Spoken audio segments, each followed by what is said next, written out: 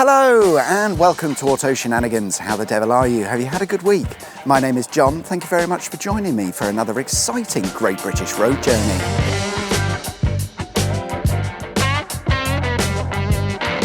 This week I'm still in Devon, which seems to be a very nice piece of rock with some scenery thrown in for good measure. So what do you say we take a journey of some description through said scenery, maybe from Torquay to Plymouth, and see what we can see.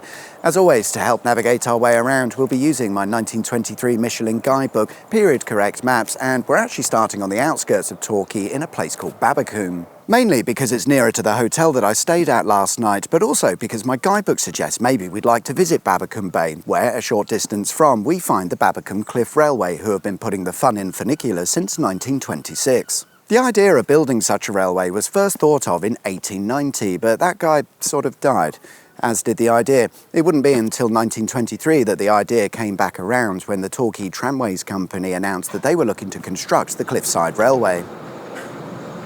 They built a 220-metre long track with a 1.7-metre gauge on which two cars with a capacity of 40 people each would run up and down at speeds of up to 5 miles per hour.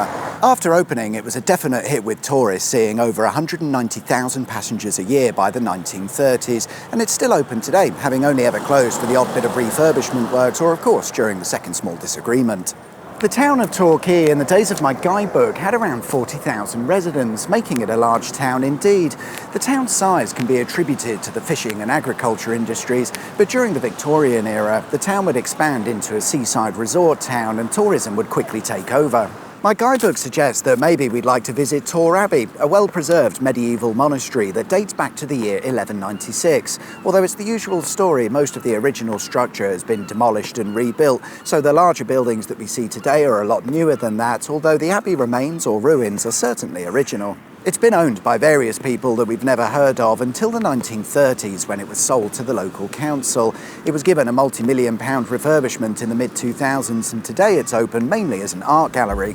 I don't feel qualified enough for art galleries, so let's move on to our next destination, and to get there we'll be using the not changed at all in the last 100 years A385. That's all there is to it, really. Totnes, then. A small town that can be traced back to the year 907. Although I don't really know why. It's not clear as to what Totnes has been up to for all of these years. Today, the town is perhaps best known for its new age and alternative lifestyle community, who no doubt make a killing in the second-hand book and handmade clothing markets. My guidebook recommends a visit to Totnes Castle, which was built something like 900 years ago. Originally of earthwork and timber construction, it was built by a commander of William the Conqueror's army. In the 13th century, a circular wall was added as an additional layer of protection, but after only 100 years or so, most of the castle was in a state of ruin because its owners couldn't be asked to look after it. It was eventually all sorted out, only to end up in the same state again following the War of the Roses, but once again it was all rebuilt, I think for the last time.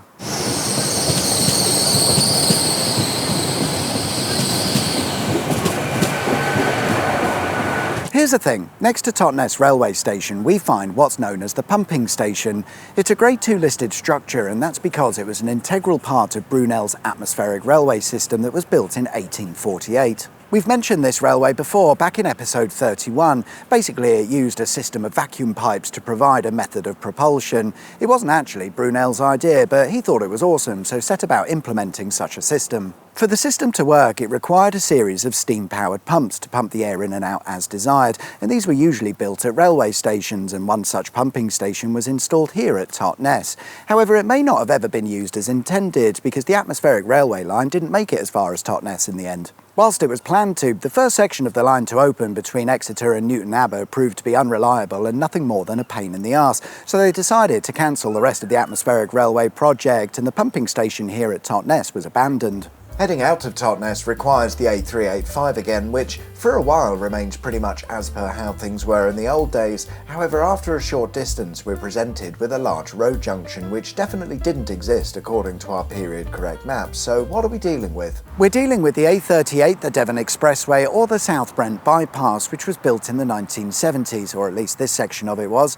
As a result, we've come off the original route to divert through the junction before picking up the original route on the other side, which takes us into into the town of Ivybridge. In the old days, a small village really, with only around 1,500 residents. However, between the years of 1787 and 2013, Ivybridge was home to Stowford Paper Mill, one of the largest in the county and certainly one of the longest to be in business, having made paper for 220 years. Today, the site sits abandoned in a state of disrepair, soon to be replaced with luxury flats. However, the main buildings are Grade 2 listed, meaning that whilst a property developer can certainly turn them into flats, it's going to be a massive pain in the arse for them because they have to retain a certain amount of the original building features.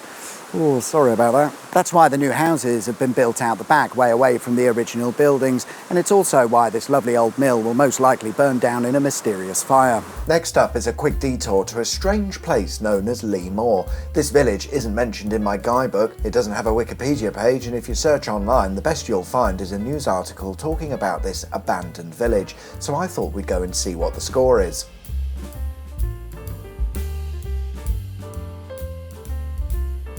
Welcome to Moor. It's not an abandoned village. People do live here, although I must admit, not very many.